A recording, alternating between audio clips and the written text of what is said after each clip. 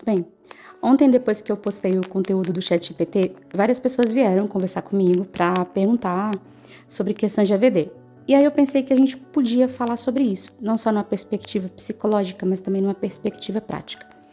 Eu noto que muitos de nós, a gente tem contato com as atividades diárias ou com a coisa de você não pode fazer, você não consegue, você não pode, você não consegue. Isso, obviamente, afeta o nosso psicológico, especialmente se você de repente começou a perder a visão cedo ou é cego de nascença, e aí você escuta muito isso, né? E se você perdeu a visão, bom, supostamente para muita gente, a sua vida acabou. Então você nunca mais vai conseguir nem colocar um copo d'água, que dirá cuidar da sua vida, né? Eu acredito assim que quando a gente pensa em atividades da vida diária, a gente está pensando em ter autonomia, poder fazer escolhas, ter a nossa vida mais nas nossas mãos, né? Então, existem muitas limitações relacionadas à deficiência visual que são devido à deficiência visual. Existem muitas limitações relacionadas à deficiência visual que são devido às ideias que as pessoas têm sobre a deficiência visual. Então, a gente precisa devagarinho aprender a separar o que é teoria e o que é vida real em relação a esse tema, tá? O que a gente sabe são duas coisas. A gente que não enxerga é muito bom em rotina, é muito bom em procedimento. Isso é muito bom, porque a gente vai, quanto mais estabilidade, melhor. E as atividades domésticas, elas não têm, assim, muita variação. Então, se a gente consegue pegar uma coisa, a gente vai pegar várias. Um outro aspecto importante também, que eu acho que vale a pena a gente pensar juntos, é o seguinte.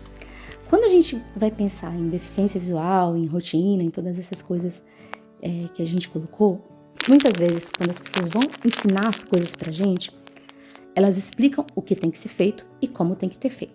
Então, como tem que ser feito. Mas a gente muitas vezes não entende na essência o que precisa acontecer. Então, como isso vai acontecer é uma questão de cada um. Eu vou dar um exemplo para vocês. Fazer café. O que precisa acontecer para eu ter um café? Eu preciso ter uma água fervente, ou bem perto disso, e ela precisa passar por cima, por entre, por dentro de um pó de café, né? E aí esse pó, esse resultado dessa água com esse pó precisa escorrer para um recipiente, tá? Então assim, se eu vou usar um filtro de plástico com um filtro Melita, se eu vou usar um filtro de pano, se eu vou usar um filtro de inox, se eu vou usar uma cafeteira elétrica, se eu for usar uma cafeteira italiana, uma cafeteira francesa, vocês estão entendendo? É café do mesmo jeito. O que a gente precisa é do café.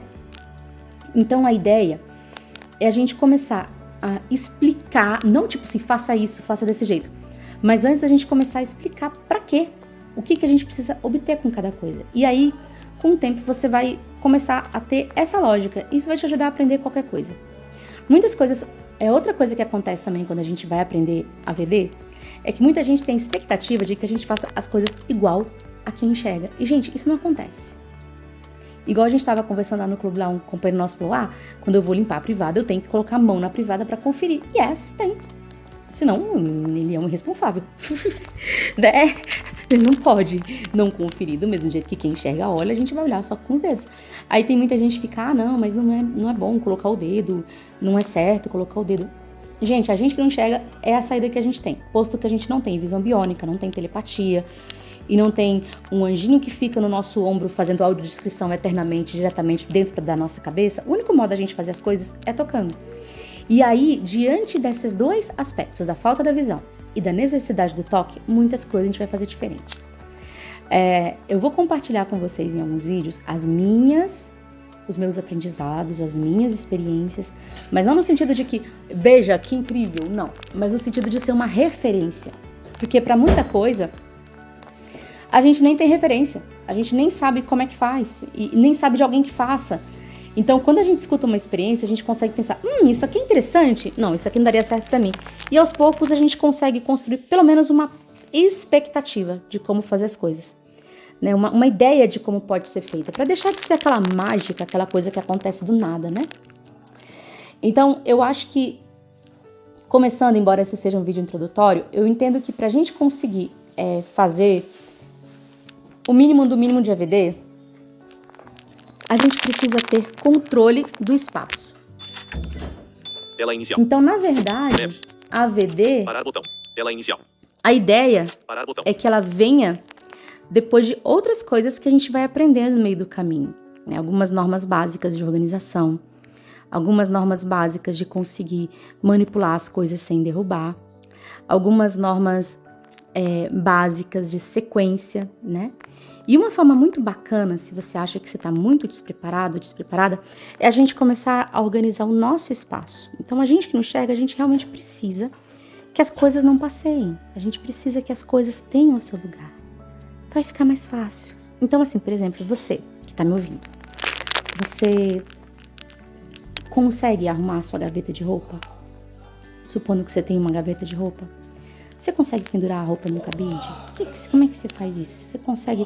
Você tem uma mesinha que fica computador, celular, suas coisas estão arrumadas lá em cima.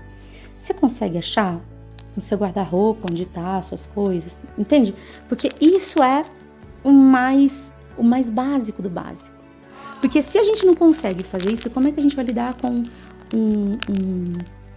vários produtos de limpeza para limpar uma peça, por exemplo? Né? Como é que eu vou lidar com a atividade que é, por exemplo, colocar uma máquina de roupa no varal, né? Então, é um bom critério, né? E aí a gente vai conversando assim. Então, a cada vídeo, a gente vai sugerir uma coisa teórica, né? E uma coisa prática. Então, o prático que eu queria que você pensasse, se você quiser seguir essas ideias, é assim. Oi, como é que eu vou... Que espaços da minha casa eu consigo manipular, né? Se eu consigo manipular, eu consigo achar tudo. Então, por exemplo, eu vou no banheiro, né? Eu sei distinguir o meu shampoo do meu creme de cabelo, se eu tiver os dois. Eu sei onde estão meus itens do cabelo, de lavar meu corpo. No caso dos homens, de fazer a barba. No caso das meninas, né? De repente fazer uma depilação. Eu tenho isso, eu sei manipular esses itens, eu sei onde eles ficam, né? Então, eu queria que a gente começasse a observar o nosso aspecto pessoal, o que a gente tem e como a gente tem, tá? Então, um compartilhamento breve aqui. Eu tenho... as coisas minhas precisam ficar organizadas, só que a minha organização não é uma organização muito organizada por causa do TDAH. Então, por exemplo, aqui, eu sempre tento colocar todos os meus itens dentro da bolsa e não tirar, porque se eu tirar, eu sei que eu vou esquecer de colocar. Carteira, bateria, powerbank de carregar o celular, né, que é uma coisa legal da gente ter se você puder. Fone de ouvido para usar na rua, né.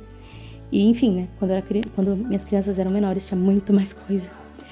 Então eu já deixo prontinho, porque se eu precisar, né, eu já vou lá e já cato e saio. Tá, bengala, você sabe, se você usa bengala, você sabe onde é que tá a sua bengala? Você consegue pegar ela facilmente? Você consegue acessar? Tá? As roupas eu gosto de montar os looks diretamente nos cabides, então quando eu vou me vestir, eu só tenho que catar o cabide que o look tá pronto, que aí é bem mais fácil memorizar. Mas se você não fizer isso, que estratégia você usa para organizar suas roupas? Você usa você tem algumas calças jeans e vai trocando as blusas, você tem alguns shorts e vai trocando as blusas, como é que é? Pensa nisso, pensa se tudo isso está em dia, e aí se não estiver em dia, a gente tenta colocar em dia dentro do possível. Porque se a gente não consegue, se a gente tem muita dificuldade de lidar com o nosso pessoal, como é que a gente vai lidar com uma coisa que está fora da gente, né? E lembre-se, a nossa deficiência não existe um manual escrito tudo que a gente não pode fazer, não pode aprender. Então, cada um vai ter a sua história e cada um vai ter os seus talentos e as suas limitações. Onde a gente encontrar o talento, que bom, a gente se fortalece. Onde a gente encontra a limitação, antes de aceitar que a gente não pode fazer, a gente tenta adaptar. E pode ser que dê certo, tá bom? Então é isso, gente. Esse é o nosso primeiro vídeo dessa série conversando sobre a AVD. Espero que vocês tenham gostado. Se vocês acharam que pode ser útil para mais alguém, vocês compartilham, tá bom? E junto a gente vai conversando sobre isso, tá bom? Um abraço grande e até o próximo. Tela inicial. Parar botão.